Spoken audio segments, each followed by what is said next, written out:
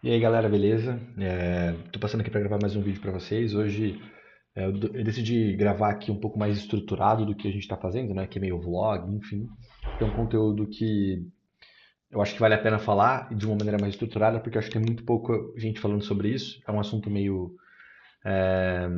Não é delicado, mas é um pouco ainda gourmetizado dentro do nosso país. Acho que é muito por conta da falta de acesso, enfim, que é venture capital, né?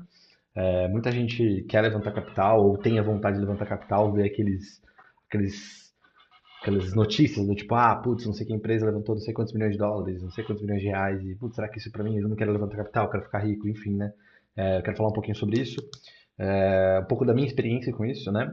É, eu já levantei capital, não levantei muito, não sou expert nisso, né? Não levantei com fundos grandes, não levantei com esse tipo de coisa. Então acho que tem muito a aprender ainda também. Mas levantei com anjos, levantei com micro VCs, vou falar um pouquinho sobre isso também, porque é uma dinâmica bem diferente também, beleza? Mas vamos lá. Então eu decidi preparar um pouquinho nesse material aqui para vocês, né? Acho que para ficar mais fácil de explicar. Isso me deu a ideia, né, nesse final de semana, de eu falar sobre isso, porque nesse final de semana no Twitter a galera meio que começou a falar sobre experiências ruins dentro com Venture Capital, né? Do tipo, eles deram um termo lá certinho do tipo, coisas ruins que aconteceram lá com VCs, Nightmare, alguma coisa assim com VCs. Começou com esse cara aqui, esse Greg aqui, esse Greg Eisenberg, que ele falou basicamente sobre, cara, tava falando sobre com VC, aí o cara dormiu, enfim. Aí eu vi um muito interessante do Matthew, que é o CEO do Cloudflare, se não me engano é CEO, mas ele é, enfim, founder do Cloudflare, e e ele falou, enfim, citou inclusive nomes de VCs super famosos que deram problema com ele, inclusive o da Cosla Ventures aqui falou para mandar embora os sócios dele. Aí depois teve um outro legal, super legal aqui do cara da Linear, né? Que é basicamente um guia de como levantar capital. Assim, isso aqui é o mundo ideal, né? Que ele tava super com super leverage para levantar, para falar com os VCs, né? Então ele tava com super bem posicionado para falar com os VCs e aí isso facilitou bastante. Então, enfim, depois eu posso deixar esse link na descrição ali para vocês derem uma olhada. Mas o que eu quero falar um pouquinho é sobre isso, né? VC versus Bootstrap, né? Qual que é o jogo que o seu SaaS está jogando, o que, que você tem que fazer, né? Eu acho que, como eu estava falando, né? VC, Venture Capital, é um termo muito gourmetizado dentro do Brasil, acho que no mundo inteiro, mas como a gente tem pouco acesso ao capital ainda comparado com outros países, né, principalmente comparado com os Estados Unidos, na verdade, a gente ainda é um pouco meio elitizado no assunto. Então, quando a gente vê, a gente acha que é um negócio de outro mundo, que a gente, putz, é o único caminho para você ter sucesso, né? Não é bem assim. Na prática, eu acho que assim, existem as duas maneiras, várias maneiras de fazer empresa, né? Acho que esse é o jogo, esse é o desafio de fazer uma empresa. Não existe um caminho, não existe só um caminho, existe dezenas, centenas, milhares de caminhos que você pode fazer. Isso torna tudo mais interessante e ao mesmo tempo mais desafiador. Né? E um deles, uma das decisões que você tem que tomar ali é entre VC Track ou Bootstrap. Né? Provavelmente você já ouviu esse termo. Né? Bootstrap é quando você faz com capital próprio e VC é quando você faz com capital externo, majoritariamente de Venture Capital. Né? Então, acho que o ponto principal que você tem que responder para si mesmo, né? Captar investimento não é só pegar dinheiro, é escolher ritmo, pressão, controle e tipo de outcome. Então, isso aqui foi o GPT que fez, né? Para me ajudar aqui, ele gerou esse Scala Draw, então você vai perceber coisas GPTzices aqui, né? Como isso. Mas dá para a mensagem que eu queria dá para passar. Então, o bootstrap, basicamente, então vai depender de você, vai depender do seu capital, tem os próprios desafios, né? Basicamente cara, viver de bootstrap é praticamente. Eu já fiz os dois casos, tá?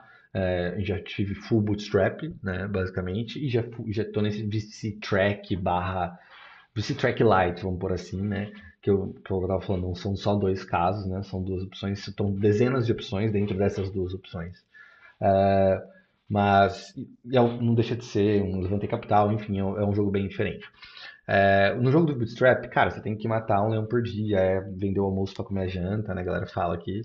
E é um jogo completamente diferente, porque tem outros desafios do VC, né? Vou falar um pouquinho mais, mas o desafio você tem pouco dinheiro, então você tem que fazer lidar.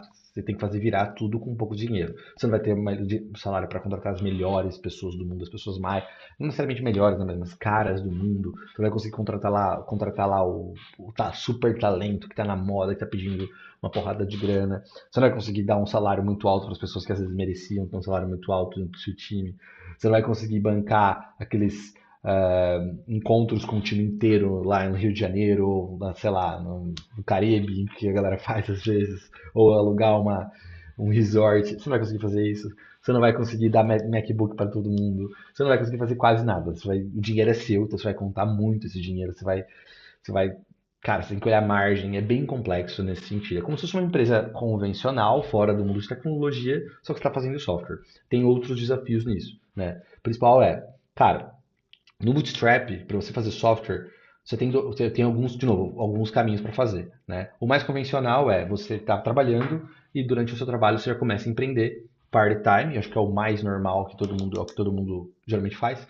E quando você tiver algo um pouco mais relevante, você vem e, cara, toma a decisão de sair e começar a montar um negócio, tem que tiver um pouco de receita, né? O outro jeito é você financiar de verdade, como se fosse um VC ou parte disso, com bastante capital para começar o negócio, né? Então, existe essa possibilidade também, né? No nosso caso, a primeira versão do Bootstrap foi basicamente isso. Então, a gente, cara, trabalhava, na verdade, a gente trabalhava, aí até dar certo, minimamente, a gente decidiu sair, e aí as coisas começaram a girar. Então, geralmente é assim que os dois jeitos de fazer, né? Você tem que, cara, ser muito específico. Você não vai conseguir ganhar de uma empresa VC-backed se você competir pau a pau, porque eles vão ter mais dinheiro para gastar com marketing, com growth, com uma série de coisas. Então, tem que tomar mais cuidado, tá? É, Você tem que lucrar, né? Então, você não tem outra opção. Então, você vai ter que tomar decisões de curto prazo. Isso é um ponto também. Então, quando você é uma empresa VC-backed, você pode pensar daqui 5 anos, sei lá, 6 anos, 10 anos. Tem algumas empresas que pensam, né? Quando levanta muito capital. É, quando é você bootstrap, você tem que pensar no dia de amanhã, você tem que pensar no mês seguinte, você tem que pagar suas contas, né? Então, você geralmente corre atrás de oportunidades um pouco menores quando você está bootstrap, né? Você não geralmente o jogo do VC, o jogo do bootstrap são muito diferentes em termos de o que você está buscando, né? O VC, cara, até vou falar um pouquinho melhor aqui. O VC ele precisa dar um retorno para o capital investido dele. Então ele vai precisar retornar 10, 100 vezes, sei lá quantas vezes, né? Dependendo do fundo, dependendo do estágio que ele investe. Então você precisa perseguir, né, uma oportunidade gigantesca, gigantesca. Quando você é bootstrap, se você perseguir uma oportunidade gigantesca, você provavelmente vai morrer antes de conseguir chegar lá. Então você pode até chegar numa coisa gigantesca. A gente tem vários exemplos de empresas bootstrap que ficaram gigantescas. É, mas você vai ter que procurar uma oportunidade por vez, matar, ser muito bom nela, e aí você vai para a próxima e por aí vai, né? Então esse é um jeito de fazer bootstrap, né?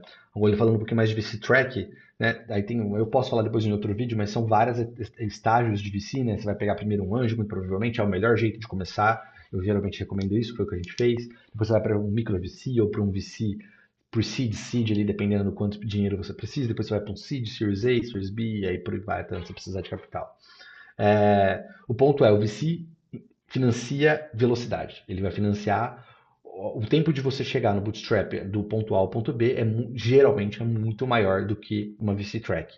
Se não existe muita diferença de tempo, você não deveria estar pegando capital. Eu acho que esse é o primeiro ponto, né? Se você está tentando levantar dinheiro, você não tem muito claro do que como você vai fazer para chegar ao ponto A ao ponto B, nem que seja teste, né, experimento, porque às vezes você está fazendo um pre-seed ali, cara, você não deveria estar pegando capital. Você vai só, assim, irritar seu investidor, vai irritar todo mundo no processo, porque na verdade você não precisava daquele capital, né? É, Empresa boa é diferente de uma empresa boa para VC, né? Até coloquei aqui. Isso é super importante.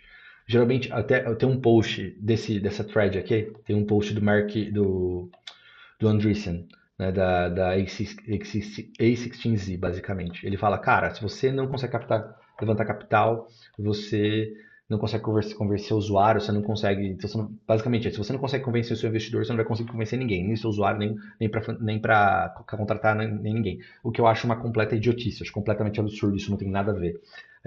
Inclusive o Paul Graham da YC depois comentou em cima, falando o que eu acredito, que são coisas completamente diferentes. Tá? Você construir uma empresa para elas deveriam estar interligadas, mas elas não necessariamente estão. Construir uma empresa para VC é diferente de construir. Boa, voltando aqui que meu software cortou, eu não sei exatamente onde eu parei, mas basicamente eu estava falando que construir uma empresa para usuário é totalmente diferente de construir uma empresa para o VC. Elas, não, elas deveriam estar mais interligadas, isso é, acho que uma crítica que eu tenho bastante ao VC Track, mas elas não necessariamente estão. Você, se você conseguir convencer muito bem os seus usuários, então você vai ter uma empresa de muito sucesso, bootstrap, então você tem muitos clientes, clientes bons, pagantes, sem churn, você consegue contratar bem porque você tem bons clientes, enfim, você automaticamente vai sim convencer os VCs, né? Não necessariamente, mas você vai atrair mais pessoas interessadas no que você está fazendo e é mais fácil você levantar capital. Então, de qualquer forma, eu sempre recomendo você começar por essa parte, é a parte que é mais importante no final das contas, né? Agora, mas tem um outro track que é você pode simplesmente ser muito bom em convencer VCs e não ser bom em convencer seus usuários. Você não tem muita clareza do que você está fazendo, você não tem muita clareza do que dor você quer resolver, não resolver bem essa dor. E tem muita gente que levanta muita grana desse jeito. Muita gente. Né? Então, não necessariamente as coisas estão interligadas, sabe? Aquele cara que é muito bom em vender PowerPoint, enfim, tem gente que é muito boa nisso, mas ela não necessariamente é boa em construir um produto, não necessariamente é boa em, enfim, resolver uma dor. A gente vê isso pra caramba, a empresa quebrando, a empresa sendo vendida sem valor divulgado, é muito por conta de que não deu certo, às vezes nem retornou dinheiro para o investidor. Porque ela é uma pessoa muito boa em levantar capital, mas não necessariamente uma pessoa muito boa em fazer produto, né? Então eu acho que tem muito disso. Eu não concordo com o Andreessen, que ele falou, né? O cara da A16Z lá, mas, e o Paul Graham depois comentou embaixo, né? Fez um tweet embaixo, deu um reply lá, né? Que é o que eu acredito. São coisas muito diferentes, são universos diferentes no early stage, principalmente. Às vezes você quer resolver uma dor sua que às vezes a dor é de mais gente e você não necessariamente sabe vender isso muito bem para VC ainda. Então tem vários pontos, né? VC precisa de um mercado gigantesco, de uma oportunidade gigantesca, de algo que vai dar muito retorno para ele, para quem investiu nele. Às vezes não vai dar para você, né? Mas é importante mais isso. E cara, isso não é necessariamente bom para você. Eu não estou sendo aqui falando contra a favor do VC track, acho que tem os dois lados. Eu acho que só acho que tem, de novo, como eu falei, tem muita gourmetização dentro de VC track, né? Muita gente levanta capital e as chances de pegar a próxima rodada não ficam mais fáceis, né? Principalmente do seed para o Series A. Se eu não me engano, é 80% só. Você tem 80% de chance de não pegar um Series A depois que você pega um seed. Então, cara, eu acho que até mais, eu não lembro exatamente, depois eu preciso trazer esse dado. Mas é, você pegar a rodada não garante que você vai pegar a próxima, entende? E o VC, quando ele vai avaliar você, por isso que eu falo que é bem diferente você convencer um VC do que convencer um usuário. Quando ele está te avaliando para investir ou não, ele está avaliando a sua capacidade de levantar mais rodadas. Principalmente um VC early stage, porque ele não vai ter uma saída suficiente para o fundo, né? Ou seja, ele não vai retornar o dinheiro para o investidor se você começar a lucrar. A não ser que você comece a lucrar absurdamente, assim, nunca aconteceu, né, na prática. Você precisa fazer uma próxima rodada, e uma próxima rodada, e uma próxima rodada para ele ter uma eventual saída.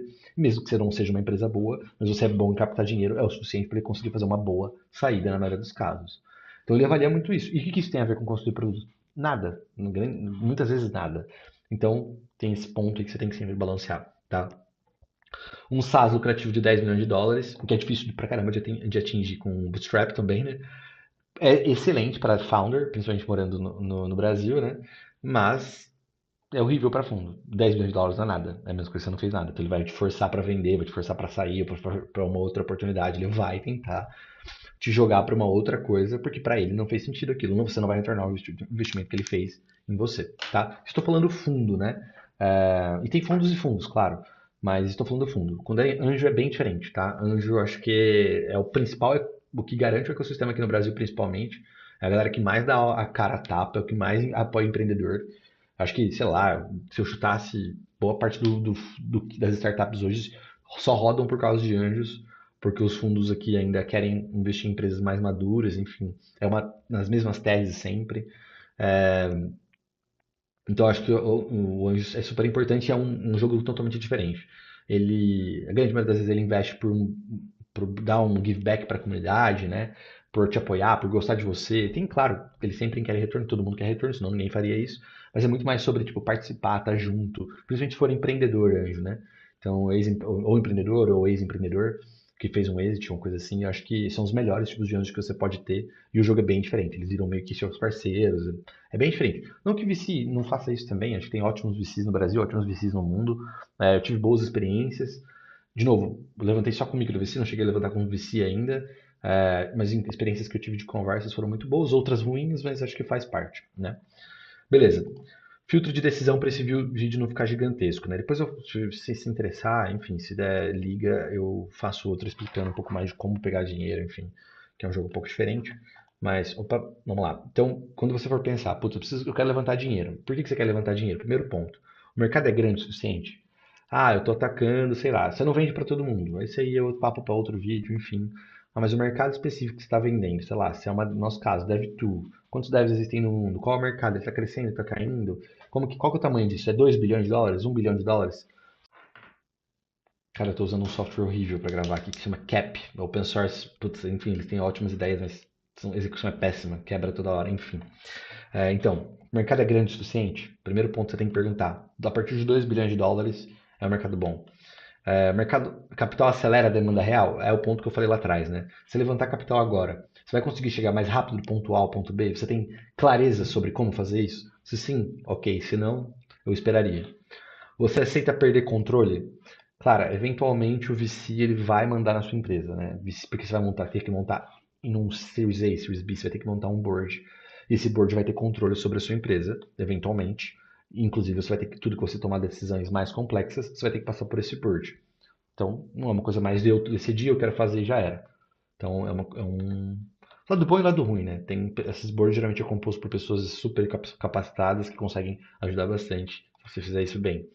Seu SaaS pode virar gigantesco, pode virar enorme, é a mesma coisa do tamanho da rodada, né? Tamanho do mercado. E você quer jogar próximas rodadas? Acho que esse é um ponto fundamental. Você não vai levantar só uma rodada. Se você levantar uma primeira rodada, você vai automaticamente, não ser forçado, mas você vai ser, você tem meio que uma obrigação. Difícil falar a palavra obrigação, mas você vai ter, que fica obrigação para ficar mais fácil, de levantar as próximas rodadas para retorno profundo. Então você vai ser sempre forçado a fazer isso, vai ser sempre induzido a fazer isso.